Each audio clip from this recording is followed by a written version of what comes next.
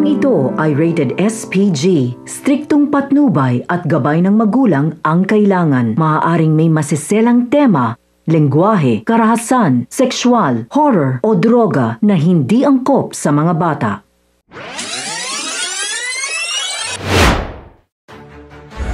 Isang mapagpalang araw. Mga kapamilya, narito ang mga dapat nating abangan sa FPJ's Batang Quiapo. Sa pag-uwi ni Santino ay nadatnan niya ang kanyang nanay Tess na umiiyak. Dito nalaman niya ang nangyaring gulo. Habang si Rigor ay nagsisisi sa ginawa niya kay Lena, hindi para sa bata kundi para sa kanyang reputasyon. Panigurado umanong may sasabihin ito kay Colonel Suarez na paniguradong ikakasira ng reputasyon niya at baka ikakulong pa niya. Kaya naman tatawagan niya ito upang pigilan, ngunit tila huli na ang lahat. Malalaman naman ni Edwin ang ginawang pamumudbod ng ayuda ni Natanggol sa kanilang lugar.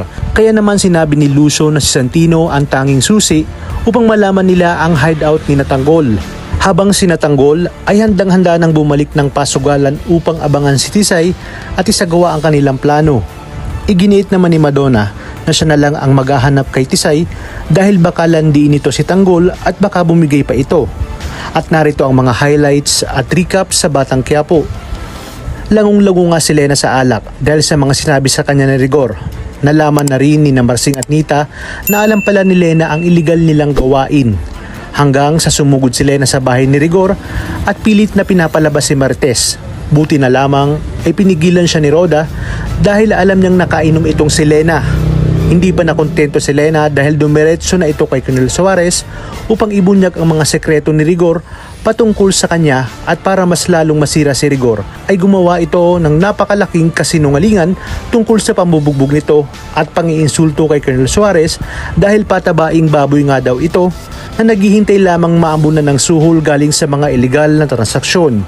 Kaya naman dito halatang halata kay Suarez ang kanyang panggigigil kay Rigor. Mapag-uusapan ni Colonel Suarez at ni General Pacheco na mga gamit nila si Lena para balikan si Rigor tungkol sa pangingialam nga nito sa kanila. Maya-maya pa ay nagulat naman si Rigor dahil sa nangyaring pagsugod ni Lena ng lasing ni lasing.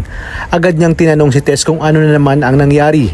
Sa kabilang banda, naghahanda na si Natanggol tungkol sa kanilang bitag kay Tisay, kung saan ipapakita nila ang lahat ng mamahaling sasakyan upang mas lalong maging interesado ito at para tuluyan nilang matukoy ang kinaroroonan ng iba pa nilang mga sasakyan na siyang kinarnap ni Tisay.